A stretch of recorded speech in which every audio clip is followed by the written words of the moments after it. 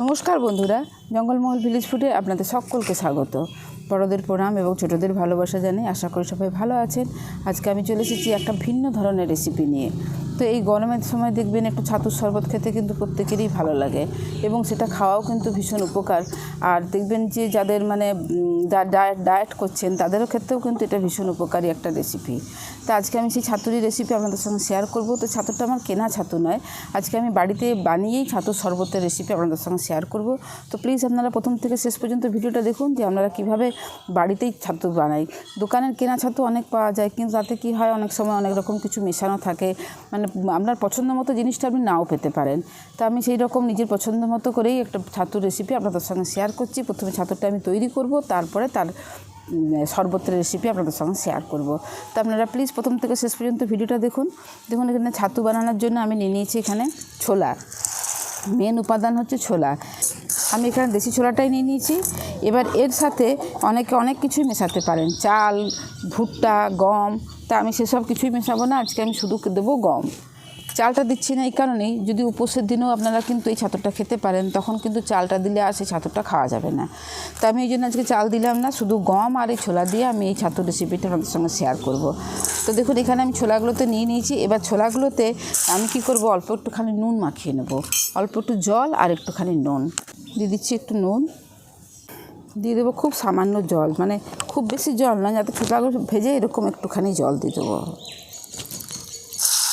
এবার খুব ভালো করে আমি ছোলার সঙ্গে এই নুন আর এই জলটাকে মাখিয়ে রাখছি। দেখুন নুন আর জলটাকে আমি খুব ভালো করে ছোলাগুলোর সঙ্গে মিশিয়ে দিয়েছি। এবারে আছে গম। দেখুন গমটাকে ভালো করে পরিষ্কার করে ধুয়ে নিলে ভালো হতো, পরিষ্কার করে ধুয়ে আর শুকনো করে নিলে, কিন্তু এখন তো আর সময় নেই। চটজলদি যারা বানাতে চাইবেন, দেখুন এখানে আমি একটা ভিজে কাপড় নিয়ে নিয়েছি। এবার এর মধ্যে আমি গমটাকে দিয়ে পরিষ্কার করে নেব। তাতে কি হবে, যদি কোনো নোংরা থাকে আর কি, ধুলো বালি নোংরা থাকে, তাহলে এটা পরিষ্কার হয়ে যাবে। এইভাবে আমি গমটাকেও পরিষ্কার করে নিচ্ছি। খুব ভালো করে গমটাকেও আমি পরিষ্কার করে নিয়েছি। এরপর আমি চলে যাব উনুনে। দেখুন প্রথমে ছোলাগুলোকে ভেজে নেব, তার জন্য আমি উনুনটা ধরিয়ে দিয়েছি। এরপর কড়াটা বসিয়ে দিচ্ছি।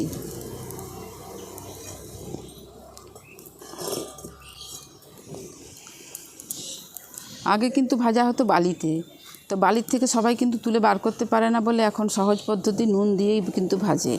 আমরা কিন্তু বালিতে করেই ভেজেছি মুড়ি ঠুড়ি যা ভাজারগুলো, কিন্তু এখন তো সহজ পদ্ধতি নুন দিয়ে করছে, তা আমিও ওই জন্য কড়াতের মধ্যে দিয়ে দিচ্ছি নুন। কড়ার মধ্যে নুন দিয়ে দিয়েছি। এরপর আমি এরকম ধরুন এরকম কতগুলো কাঠি নিয়ে নিয়েছি। এগুলো হচ্ছে নারকেলের যে পাতা, সেই পাতার যে শিরের দিকে যে কাঠিটা থাকে, সেই কাঠিটাকে আমি বার করে নিয়েছি একটা একটা করে। আর এই কাঠি দিয়েই কিন্তু সাধারণত মুড়িগুলো ভাজা হয়।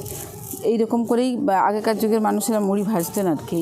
তা আমাদেরও ভাজার যেহেতু চল ছিল, এর জন্য এগুলো তৈরি করাই থাকে।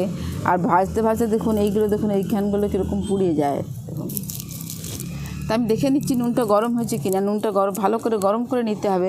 দেখুন নুনটা খুব ভালো করে গরম হয়ে গেছে। এইভাবে দুবার নেড়ে তারপরে এইটাকে হাত দিয়ে দেখলে হাতের দিয়ে ধরা যাচ্ছে না, এরকমভাবে গরম করে নিতে হবে, খুব ভালো করে গরম করতে হবে। এরপরে এই যে জল আর নুন দিয়ে মাখিয়ে রেখেছিলাম ছোলাটা, এটা আমি এর মধ্যে দিয়ে দিচ্ছি। এত ধোঁয়া হচ্ছে না, আসলে সব কিছুই ভিজে গেছে, উনানও ভিজা, দুদিন বৃষ্টি হয়ে। ছোলাটা দিয়ে কিন্তু এইভাবে নাড়তে হবে। এই দেখুন, দেখছেন?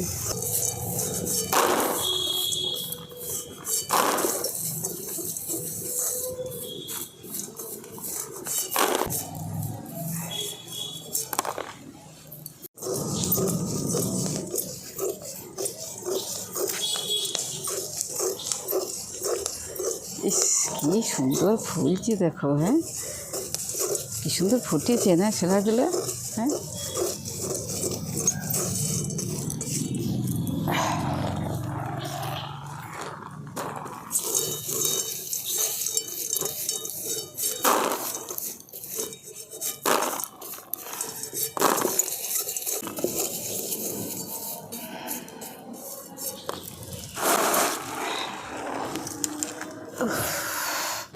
দেখুন ছোলাটা দিয়ে কিন্তু এরকম নাড়তে হবে, কনস্ট্যান্ট নেড়ে যেতে হবে, নাহলে হয়তো একদিকটা হবে আর একদিকটা দেখবেন ভালো হবে না। এইভাবে নাড়ার পর একটুখানি নাড়ার পরেই দেখবেন এইভাবে আস্তে আস্তে ফুটতে শুরু করেছে। এই দেখুন, বুঝছেন, পুপুর পুপুর করে আওয়াজ হবে আর কি সুন্দর লাগে দেখতে। এই দেখুন আস্তে আস্তে দেখছেন ছোলাগুলো কি সুন্দর ফুলে উঠছে। এই দেখুন আওয়াজও হয় একটা কিছু। এই দেখুন, এই এই এই এই এগুলোকে তুলে নিতে হবে।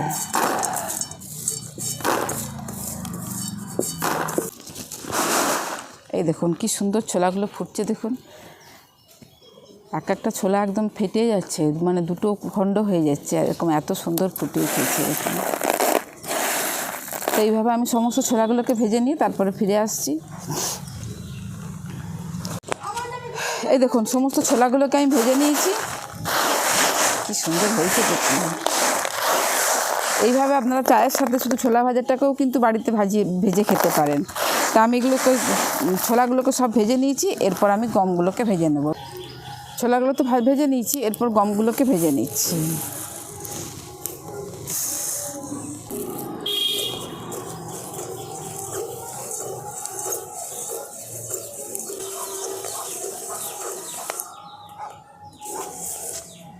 এই দেখুন কী সুন্দর ফুটতে আরম্ভ করেছে গমগুলো, দেখছেন? এই দেখুন দেখা যাচ্ছে ভিডিওতে, দেখছেন কী সুন্দর ফুটতে আরম্ভ করেছে দেখুন গমগুলো।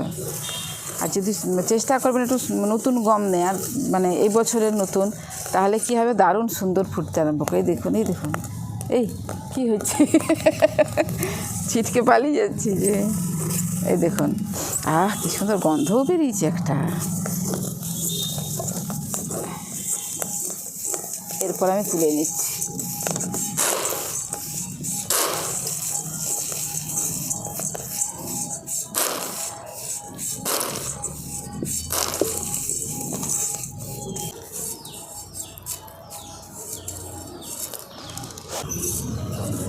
গমগুলোকেও আমি ওই একই রকমভাবে ভেজে নিচ্ছি।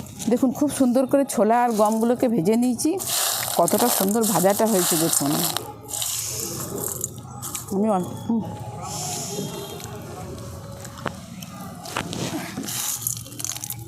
দারুণ লাগে শুধু ভাজাটাই খেতে।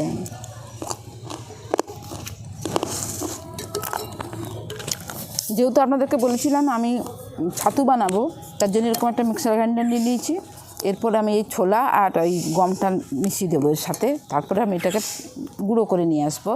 তাই আমি পরিমাপটা বলে দিই, আমি এখানে 500 ছোলা নিয়েছিলাম আর নিয়েছি 250 গ্রামের মতো গম। তা আপনারা সমান সমানও নিতে পারেন, আবার শুধু ছোলারও করতে পারেন, আবার গমটাও বেছে নিতে পারেন।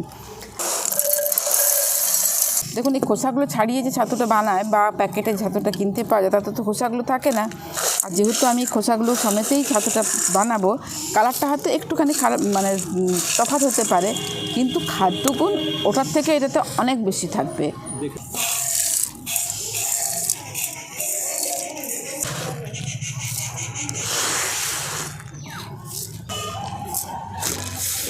এবারে আমি এই গম আর এই ছোলাটাকে গুঁড়ো করে নিয়ে ফিরে আসছি, ছাতু বানিয়ে নিয়ে আসছি।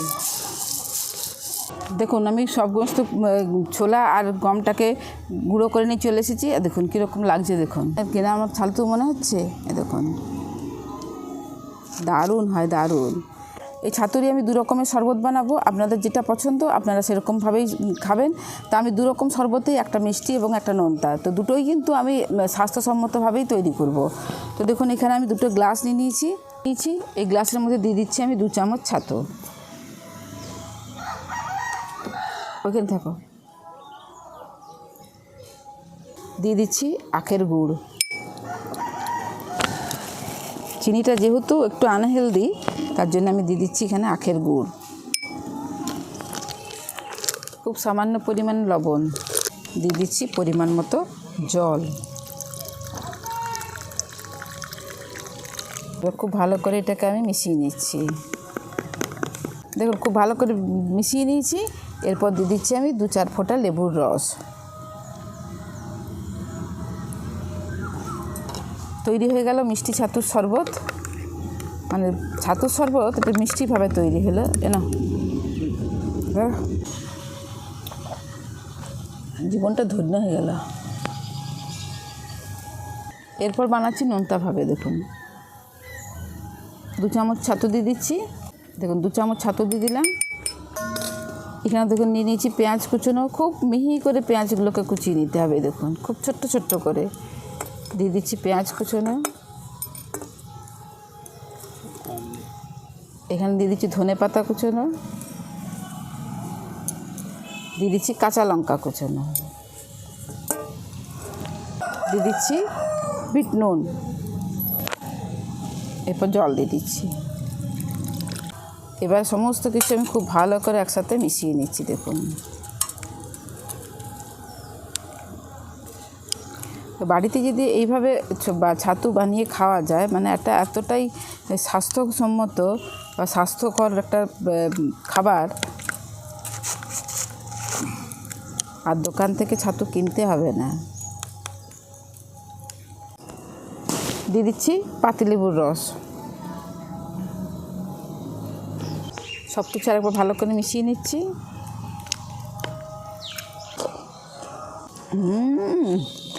দুর্দান্ত করতে হয়েছে। আজকের রেসিপি আপনাদের কীরকম লাগলো অবশ্যই কমেন্টে জানাবেন। বাড়িতে বানিয়ে খেয়ে দেখবেন। এইভাবে গ্রীষ্মকাল থাকতে থাকতে শরীরও ঠান্ডা করে। আর যারা ওয়েট লস করার চেষ্টা করছেন তারা কিন্তু সকালে এরকম একটা এনার্জি ড্রিঙ্কস খেতে পারেন। তো আজকের রেসিপি আপনাদের কেমন লাগলো অবশ্যই কমেন্টে জানাবেন। বাড়িতে এইভাবে বানিয়ে খেয়ে দেখবেন। ভালো লাগলে জঙ্গলমহল ভিলেজ ফুড চ্যানেলটিকে লাইক, কমেন্ট, শেয়ার করবেন এবং প্লিজ সাবস্ক্রাইব করে দেবেন। যারা ফেসবুক থেকে দেখছেন তারা প্লিজ পেজটিকে ফলো করে আমার সঙ্গে থাকবেন। প্রত্যেকেই ভালো থাকবেন, সুস্থ থাকবেন, সাবধানে থাকবেন। আজকের ভিডিওটা আমি এখানেই শেষ করছি। আবার আপনাদের সঙ্গে দেখা হবে পরবর্তী আরেকটি ভিডিওতে।